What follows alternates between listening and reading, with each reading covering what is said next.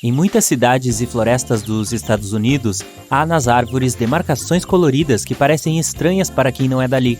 Na verdade, a maioria dessas demarcações é usada por dois motivos: para que as árvores sejam as únicas cortadas ou as únicas preservadas em meio ao resto, e para que todos vejam as delimitações de uma mata que tem dono.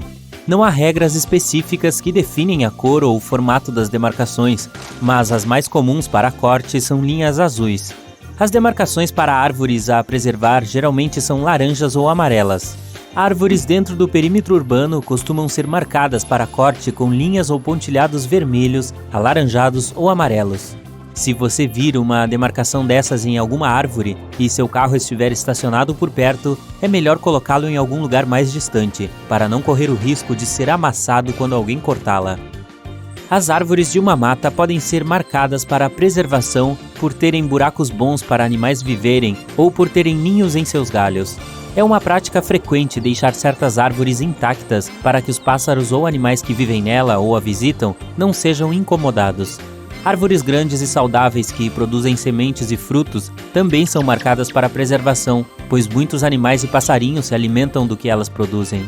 Árvores doentes podem ser preservadas também, caso pica-paus gostem delas. Isso significa que há muitos insetos dentro dos troncos que servem como comida para os pássaros.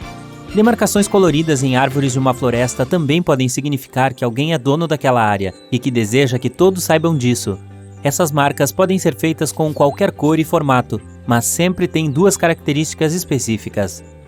A primeira é que as marcas são feitas em árvores que formam mais ou menos uma linha reta, o que faz sentido, já que é a delimitação de um território. E a segunda característica é que, de acordo com as regras de demarcação, as marcas sempre precisam estar próximas umas das outras, para que a próxima fique bem visível nas duas direções. Tem gente que acredita que as marcas amarelas das árvores em cidades dos Estados Unidos são feitas apenas em nogueiras do Japão fêmea, mas não há evidências disso. Mesmo assim, existe um mapa detalhado dessas árvores em Nova York e em Washington, D.C. As fêmeas dessas nogueiras, também conhecidas como ginkgo biloba, merecem um mapa com sua localização, pois seus frutos fedem demais.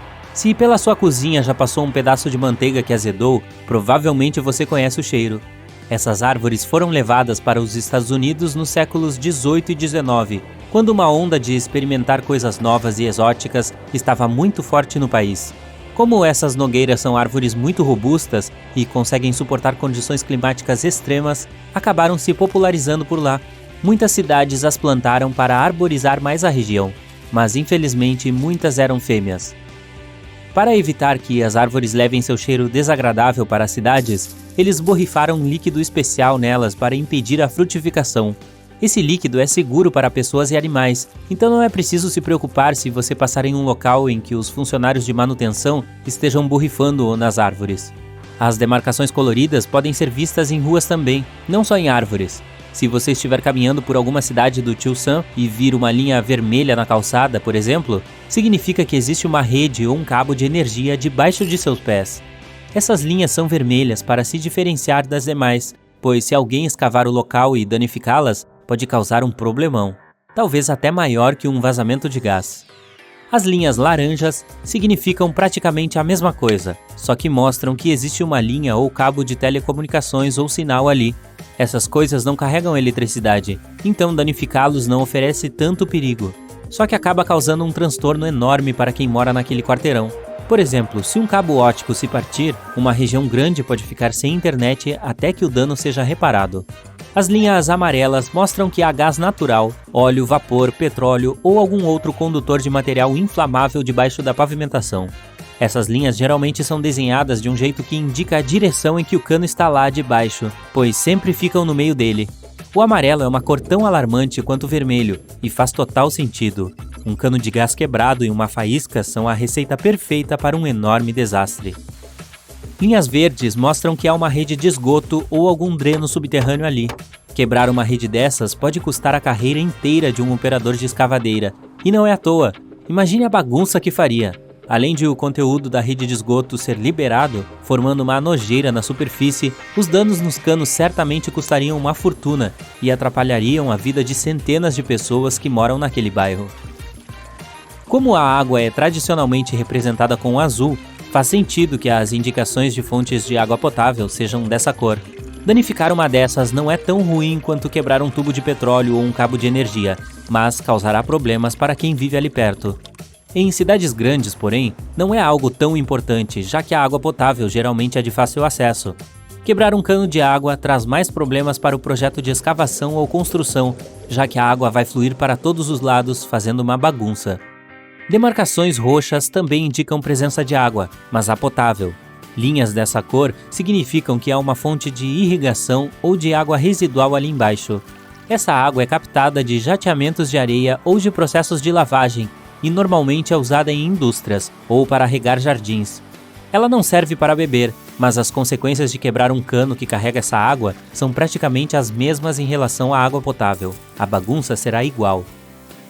Demarcações em rosa no chão são deixadas por topógrafos. Quando existe uma disputa judicial por limites de propriedade, por exemplo, um topógrafo particular deixará linhas cor-de-rosa no chão para demarcar território. Elas também podem ser feitas em canteiros de obras pelo mesmo motivo. Linhas, pontilhados e alguns X brancos marcam o território de uma futura rota ou limites de escavação. Significa que aquele lugar será escavado em breve. As demarcações brancas geralmente indicam o local exato em que o buraco será feito. Elas são o primeiro passo antes de qualquer serviço ser realizado. Depois, funcionários de manutenção da cidade investigarão se há alguma instalação debaixo daquele local que deve ser evitada. Se não houver nenhuma, nem conflito entre a escavação e as instalações subterrâneas, vamos falar sobre isso depois. O serviço de perfuração poderá ser iniciado. As demarcações em cidades também podem ser feitas em outros formatos, e não só linhas. Por exemplo, você pode ver um H desenhado no chão. As duas linhas paralelas mostram as bordas dos canos ou cabos que estão ali embaixo, e a linha central que os conecta está ali para facilitar a medição da largura. Pode haver também o nome da empresa que fez a instalação do cano ou cabo que está perto da letra H. Um diamante também é outro formato comum em demarcações no chão.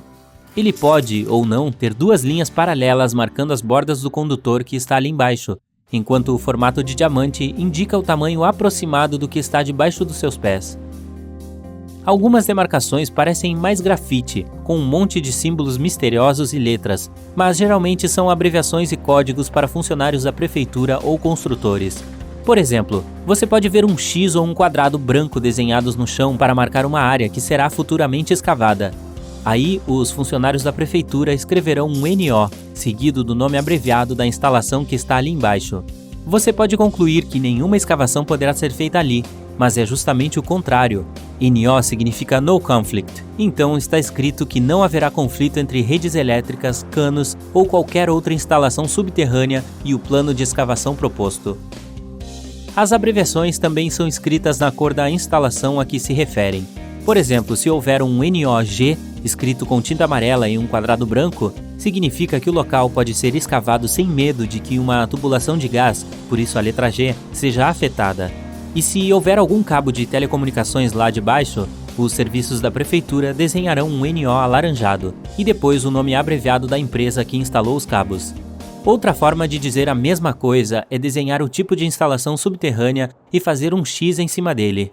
Um G amarelo, às vezes dentro de um círculo, significa que há uma tubulação de gás ali embaixo.